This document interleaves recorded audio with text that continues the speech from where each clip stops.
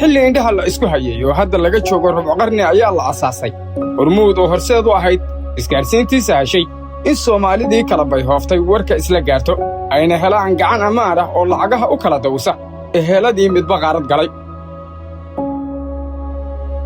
garabgal bulsho oo ku siman 25 sano waxaa barbar socday horumar shirkaddu qudheedu samaynaysay iyada oo tallaabo walba halka la dhigayo la hubiyey taasoo ina soo gaarsiisay maanta in dalkeennu uu ka mid yahay waddamada haysta internetka ugu xawaaraha sarreeya dunida Soomaaliyana ka dhigtay waddanka koowaad ee qaaradda Afrika dhanka internetka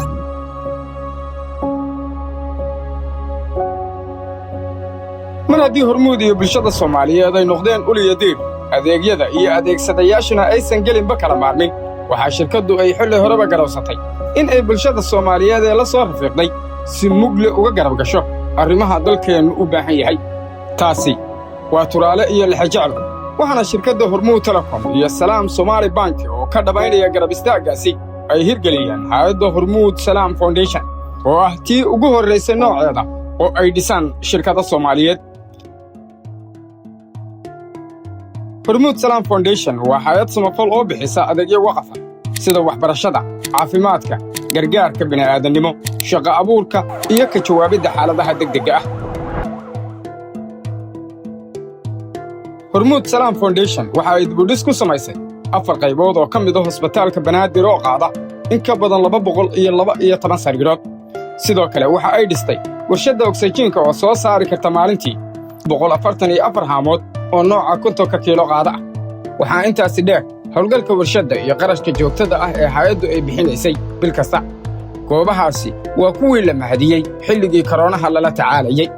Hospitaalada Martiiniya iyo Banaadir ayaa Hormuud Salaam Foundation xilligaa gaarsiisay 2500 oo haamood oo nooca oksijiinka ah kuwaas oo si bilaash loogu dabiibayay bukaanadii koronaha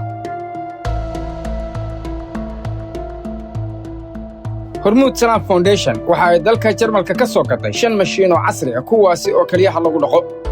waxaana loogu deeqay Hospitaalka Urdugan ee Kisdigfeed hay'addu waxa ay bil kasta kharashka kaliya dhaqida ka bixisaa bukaanno danyar ah oo gaaraya ilaa 200 qof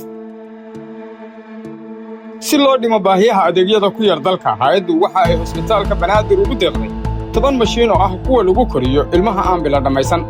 qaar ka mid ah carruurta ku dhasha wadnaha oo daloola ayaa hay'addu u qaaday waddanka Talyaaniga oo lagaga soo daweeyay sidoo kale waddanka gudihiisa ayay ugu keentay dhaqaatiir adduunka qaali ka ah si ay qalliinno ugu sameeyaan carruurta wadnaha ka xanuunsan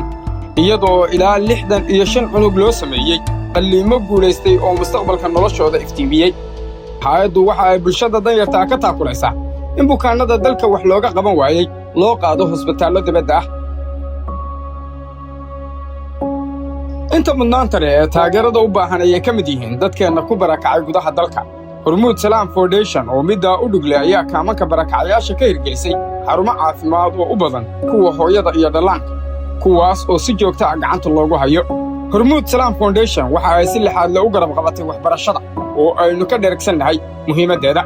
waxaana ay taageero joogto ah siisaa iskuullada indhoolayaasha Alnuur dugsiyada dhagoolayaasha Sibko iskuulka dhagoolayaasha gobolka Banaadir iyo waxbarashada ardayda danyarta ah ee ay gacanta ku hayso jamciyadda Suhayda si loogu dhiirigeliyo barbaarta dalka barashada xirfadda iyo farsamada gacanta oo dalkeena muhiim u ah dugsiyadaasi dhalinyaro badan ayaa ka aflaxday kuwaasi oo bartay farsamooyinka kala duwan sida dhismaha alxanka birta korontada iyo xirfado kaleeto oo dhaxalgala Hormuud Salaam Foundation waxa ay sidoo kale hirgelisay dugsi ay wax ku bartaan ardayda aragala iyada oo sidoo kale gacanta ku haysa iskuulkaasi oo ka kooban hoose dhexe iyo sare ayna ka bixeen dafcado kala duwan oo ka qalin bogtay si loo suuliyo raadadkii jahliga hore loona wada helo fursad waxbarasho waxa hay'addu ay kharash garaysaa waxbarashadana ka dhibtaa 100 arday oo ka mid ah kuwa ka dhashay dadka la haybsooco sanad kasta waxaa si daahfuran deeqo waxbarasho loogu tartansiiyaa ardayda danyarta ah ee ka soo aflaxday dugsiyada sare si looga hortago in ardaydu duruufo dhaqaale ay uga haraan waxbarashada iyada oo 30 ka mid ah ardaydaasi oo ah kuwa ugu dhibcaha sarreeya la siiyo waxbarasho jaamacadeed Hormuud Salaam Foundation waxa ay taageero hagar la'aaneed oo joogto ah siisaa ardayda ku guulaysta deeqaha waxbarashada ee sanadlaha ah waxaana lagu garab galaa iibka agabka waxbarashada sida kombiyuutarada iyada oo hay'addu ay kaalmo ka geysato in ardaydaasi ay helaan waayo aragnimo dhanka shaqada ah. waxaa hay'adda Salaam Foundation iyo dowladda UK iska kaashadaan maalgelinta kootada Soomaaliya ee deeqaha waxbarashada JEB, taas oo dhallinyarada Soomaaliyeed sanad waliba ay ka helaan waxbarasho sare oo bilaash ah. warka raynta leh waa in Hormuud Salaam Foundation 4 sano ka hor ay ku biirtay barnaamijka deeqda waxbarashada UK, kaas oo sanad waliba loo tartamo. sidoo kale waxaa sanad kasta hay'addu ay qabataa tartanka macallimiinta Qur'aanka Kariimka ah ee mu'asasada Maahid iyadoo abaalmarin la siiyo guulaystayaasha. hay'adda Hormuud Salaam Foundation waxa ay joogto afur wadareed ugu samaysaa qoysaska danyarta ah, dadka dhimirka ka xanuunsan ee ku jira xarumaha caafimaadka dhimirka ee Laasreeti iyo Dr. Xabeeb, carruurta ku jirta xarumaha daryeelka danyarta iyo agoomaha ee Al-Raxma, Maambo Ogaaso, golaha naafada, qaxootiga Yamaniyiinta iyo maxaabiista xabsiga dhexe. shaqo abuurka sida la yaqiinsan yahay, shaqo abuurku waxa uu ka mid yahay inta dalkeennu u jeelqabo. hay'adda Hormuud Salaam Foundation oo ku baraarugsan middaas ayaa hirgelisay mashruuca shaqo abuurka dhallinyarada Soomaaliyeed iyada oo kaashanaysa shirkadda Rikaab. waxa ay shaqo abuur u samaysay in ka badan 100 dhallinyaro ah oo hay'addu ay tababartay kadibna u iibisay mootooyinka delivery-ga ee alaabada lagu geeyo, kuwaas oo maanta naftooda iyo qoyskooda manfacay. barbaartaasi maanta waa kuwa mahadiyey agabkii ay heleen oo ku tiirsan wax soo saarka gaadiidkii lagu taageeray. sidoo kale hay'adda Hormuud Salaam Foundation, wasaaradda shaqada iyo arrimaha bulshada iyo iskuulka farsamada gacanta ee Alburuuj ayaa iska kaashaday fulinta barnaamijka dhaqaalaha loo dhan yahay ee mashruuca Baxnaano, kaas oo lagu tababaray 1,000 dhallinyaro ah oo isugu jiray 600 oo gabdhood iyo 400 oo wiil. hay'addu waxa ay taabagelisaa hay'ado kale oo ka shaqeeya horumarka dalka sida xarunta Dhaxalreeb oo ah xarun ku suntan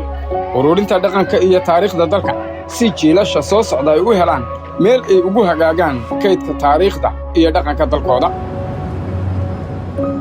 gurmadka xaaladaha adag Hormuud Salaam Foundation waxa ay hormuud u tahay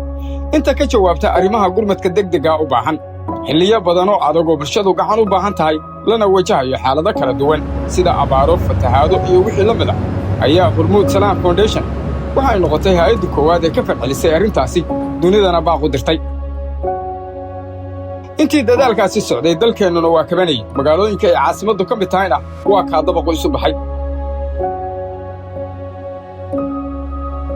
haddaba si looga hortago khatarta uu ka mid yahay dabka oo keeni kara halis naf iyo maalba leh, waxaa Hormuud Salaam Foundation ay 2009 hirgelisay dabdamiskan oo lagu cayntay dhowr jeer oo magaalada meelo ka mid a dabka kacay. hay'addu waxa ay dhowr mar dhaqaale ku taageertay dadku cayroobay dabka kacay magaalada, kuwaas oo la siiyey maal ay ku soo kabtaan.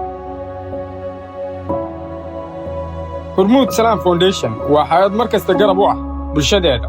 una taagan in ay xaalad kasta ku garab joogto. taasi waa ujeeddada loo asaasay hay'adda, mar walbana waa mid ku hawlan u gargaaridda dadkeeda iyo in ay dib wax ugu celiso bulshadeeda Soomaaliyeed.